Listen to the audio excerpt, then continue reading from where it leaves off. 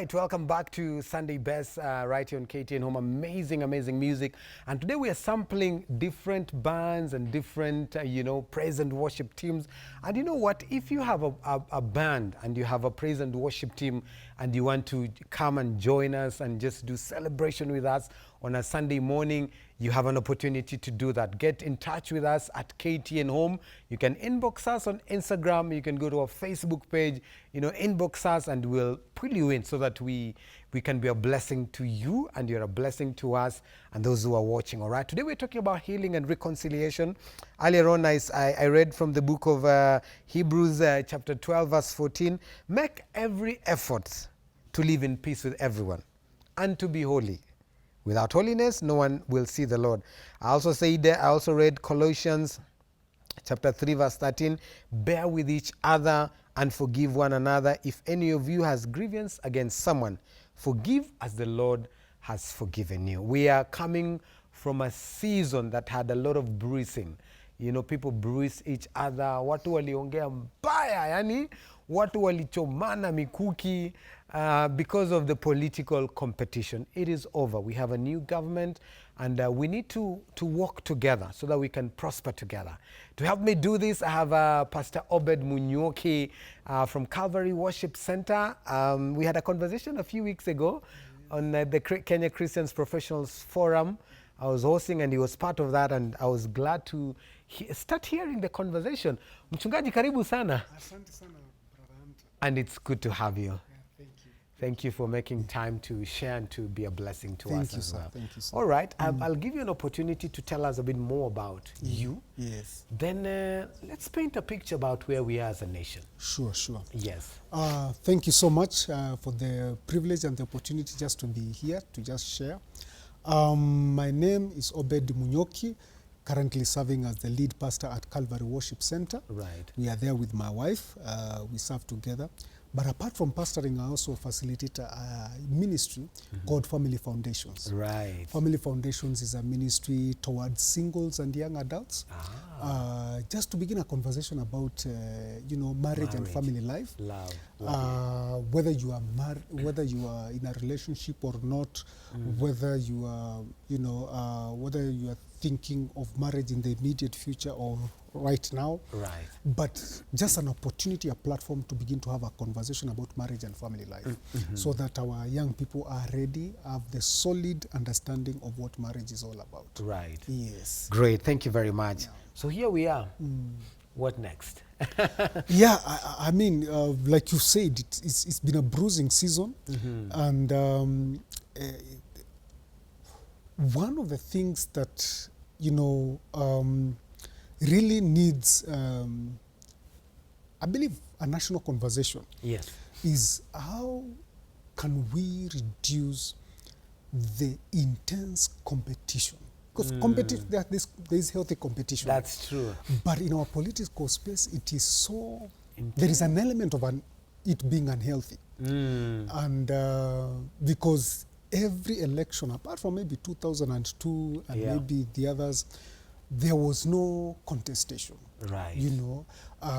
Everything went relatively well. But, subsequently... After that, it's always been contested. It's always been contested, and, it is do or die, and it is like we have to win or we must win. Yes.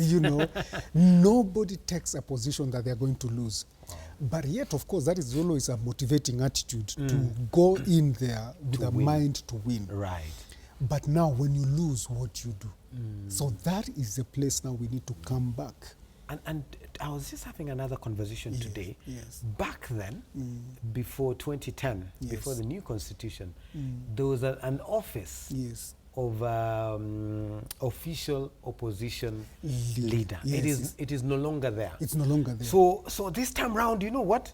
The person who wins goes away with the whole goat. With the whole goat, yes. That's well, even though our constitutional framework right now, yes, even when you look at it, you have a majority leader That's true. in the houses. Right. And you also have a minority leader. That's true. So essentially, quote unquote, those should be the majority. The minority leader should be like the official opposition leader. That's true. You know, advancing the agenda of the opposition in terms of checking the government and all that. Right. So in a sense, you know, because official opposition leader is basically a title.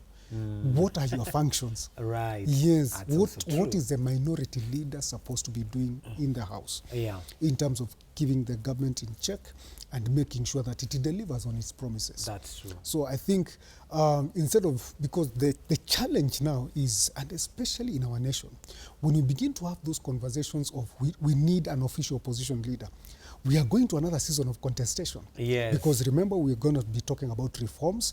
We're going to be talking about constitutional changes. Right. Once again, No. we have sides. I know you take Yes, sides again. But ideally what we are saying is that we need to have a national conversation where we rethink again about our politics, the nature of our politics, and competition. And competition, yes. So that this is not... And if I lose, I want to move out of the nation. Exactly. I want to go and live somewhere else. you know, and in other developed nations, people get to vote the following day. They go to work. The people win, and the nation moves. Yes. We are in a sticky place. And it's also a mindset, whereby if my person wins, there is a direct benefit. Not necessary. Not necessarily. So that attachment to my person's win, I see an element of misinformation in it.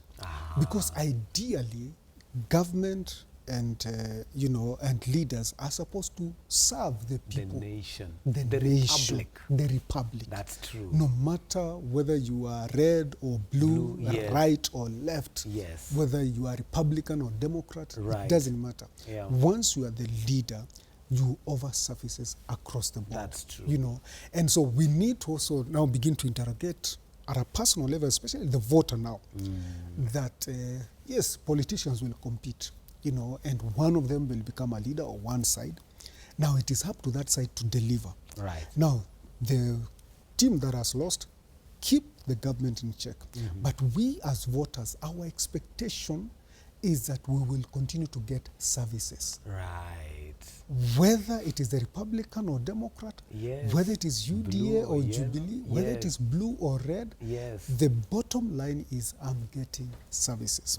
And just allow me just to advance something. All right. We also need to rethink about our valuation of leadership in terms of the offices, the political offices that are there. Up until now, there continues to be quite a focus on the presidency. But with devolution, the MCA should matter more than the president. Right. The governor should matter more than the president. Same with the senator, you know, because now resources have been devolved, you know. And so for you and I who are voters, our focus should be that can this person deliver? Can my MCA deliver in my ward? Do you know, does this governor have what it takes to deliver for me? This senator, does he have the qualities to exercise oversight over devolution within our county? You know, can he protect our interest in the Senate? You know, so that, you know, the focus is not so much on the president as such, you know. And that can begin to bring healing in our nation. And also, you know, bring some sobriety also in the political space. That's true. Pastor Obed, and I'm sure you will engage further in this when you get to share. Yes. So here we are. Truth is that, as much as we are looking back, truth is that where we are right now, there are people who are hurting. And they're hurting really bad. Because of, one, the emotional investment they put into the election. Some put resources. Some put their money. You know, some, it was just my person. So different kinds of people are grieving differently. But these people need to find healing somehow. Find healing so that even as the government continues to deliver, they're also at a place where they can do something for themselves. Where do we start? I think there is a need to, not really to call out, to encourage the constituency of quote-unquote the winners. Right. To be magnanimous, but more importantly, because I believe we are a Christian, well, it's debatable, we say we are a Christian nation. By large, we are a people of faith, we are Yes. spiritual. Right. To use also the word of God and the platform that he has established everything, the platform of love, to reach out to fellow men. Right. That love for one another, you know, because love basically means if I love you, sometimes it means that I'm able to put myself in your shoes and begin to feel where the pinch is. Wow. Suppose I'm the one who was on this side, how would I be feeling? Right. You know, And what will I expect from and you? what would I expect from the other person? Yeah. So I think we need to just call out that constituency to begin now to walk in love. Right. And unconditional love. And unconditional love will basically mean that it doesn't matter what you think about that person and their position or the person they support. Right. Whether it is well informed or misinformed, the idea is you are mourning with them. Right. You are, you know, like somebody said, you are in the ashes with them. Right. And now try to bring them That's out of that true. space, you know, That's true. and encourage now cordial conversation where if I'm on the winning side, I'm not really hammering why we bet you guys. And you know, people are using terms premium tiers, you know, those ones. Exactly, you know Yeah. those words. Don't rub it in or anything. Right. Let's it's just a call for being sensitive. Right. Being sensitive. And I think in one of those conversations we were having, it is not just the people who are lost. And this is a call even to the leadership. That's true. You know, His Excellency Ruto and his team. Yeah. That apart from the 7 million that voted for him and the 7 million that voted for the Right Honorable Raila, Right. there is another 8 million that Yes. never voted That's true. because the registered voters were 22 million. That's true. Only 14 voted. There's a whole group of 8 million. Now, this group is indifferent. That's true. So there needs to be some emotional intelligence Yeah. also to reach out That's to true. that group. Wow. So I that like the whole nation Yeah. can now begin to walk in reconciliation and healing. That's true. And Yeah. of course, even the bigger group Yes, that yes. were not registered. We were for not one reason or registered, the yes, other. yes, one reason or the other. Yeah, so it's a whole lot of people It's a whole lot that of we need to work Yes, with. yes, yeah. Just a final question. For the person who feels they're in the ashes, Yes. what do you say to them? I say, I feel your pain, I feel your heart, but my prayer is that, you know, that you will come out of that place Yeah. by God's grace. It's not easy. Yeah.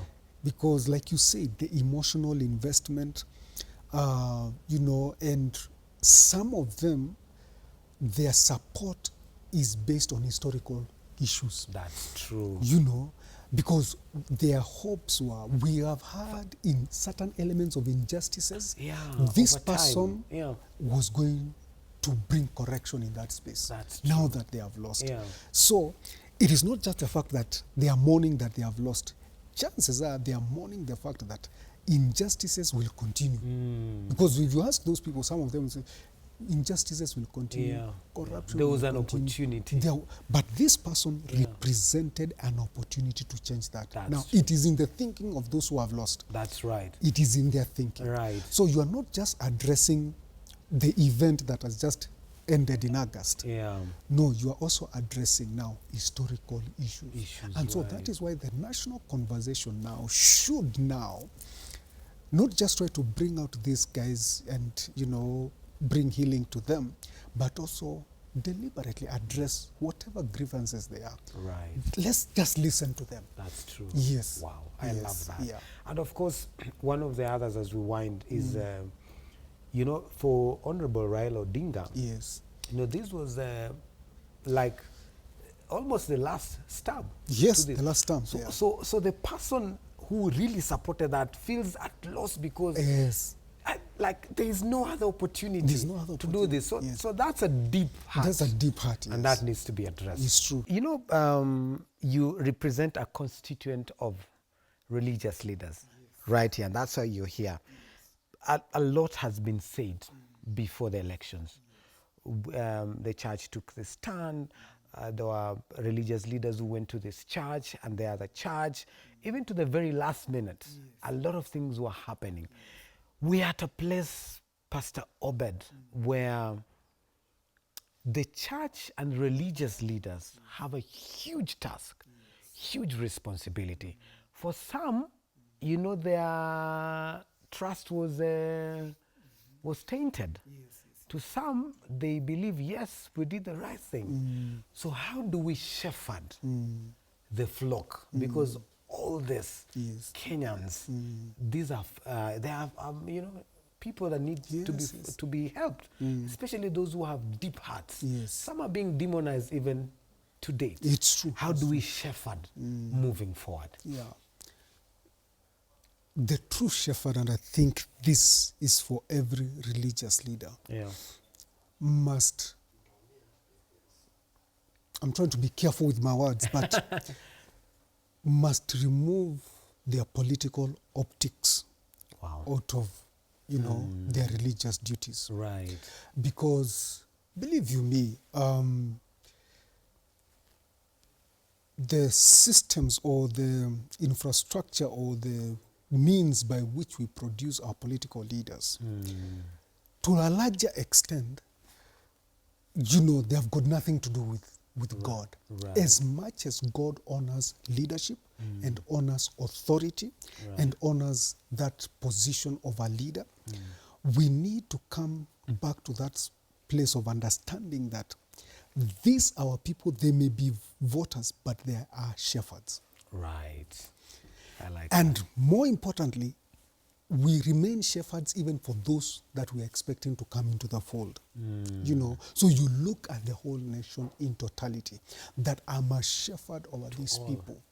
And I should never take a position that divides them. Right. You know, because even our own election in the faith is to make us one with God and to remain one now in that sheepfold. That's right. So my ministry engagement, my shepherding should be constantly to keep these people one.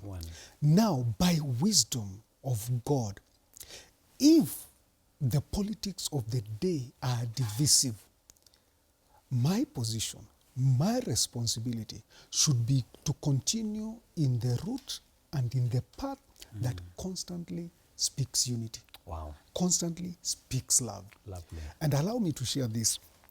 And I want also to call out theologians and the teachers. Right. You know, we need also some, you know, some theological teaching about politics and governance, but more importantly, the prophetic. Right. You know, because there are things God can show me. They are not necessarily for public consumption. And that is where the problem is. Right. Because when you bring them out as for public consumption, the interpretation gets lost. The real agenda of it gets lost, you know.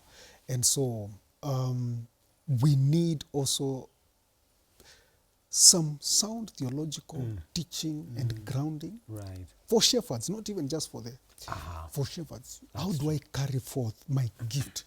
If God has given me that gift, how do I execute it? How do I administer it? That's true. Being sensitive to the hearers. That's true. Yeah. So wisdom is needed right there. Wisdom is needed right there. Very wise. Yes, very wise how you've answered that. Mm. All right, so Pastor Obed will be sharing. And as he shares, I hope you'll be able to get more insight, even as you continue praying for individuals and for the nation. Amen. God bless you. Yes. You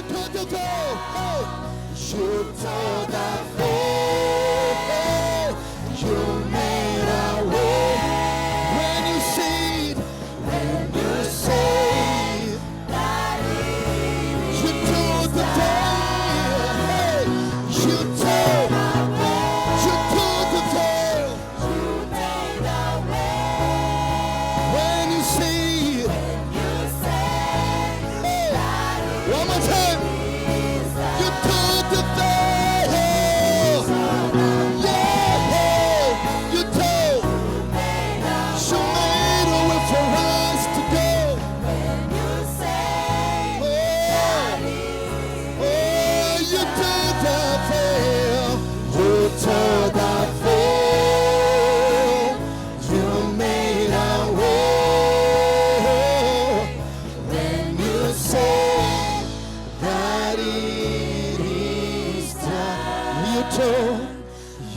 tore the veil. You made a way when you said that it is. You tore the veil. You tore the veil. You made a way when you said that it is. Oh, one more time, you tore the veil. You made a way when you said that it is done. Oh, yeah. Thank you, Jesus.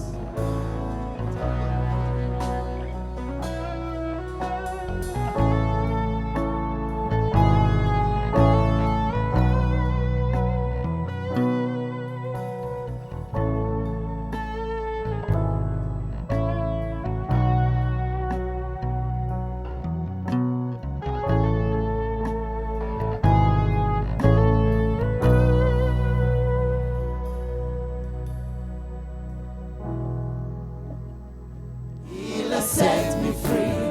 I'm happy to be in the truth, and I will daily lift my hands, for I will always sing of when your love came down. I will sing of your love forever. Come on, lift up your hands and worship. I will sing of your love forever. I will sing of your love forever. I will sing of your love. I will sing forever. Yes, I will sing of your love forever. Lord, I'll sing. I will sing of your love forever. Now I feel like dancing. I feel like dancing. It's foolishness, I know. But when the world has seen the light, they will dance with joy like we're dancing. Once again. Oh, yeah. Oh, I feel like dancing. It's foolishness, I know. It's foolishness, I know. But when the world has seen the light, they will dance with joy like we dance.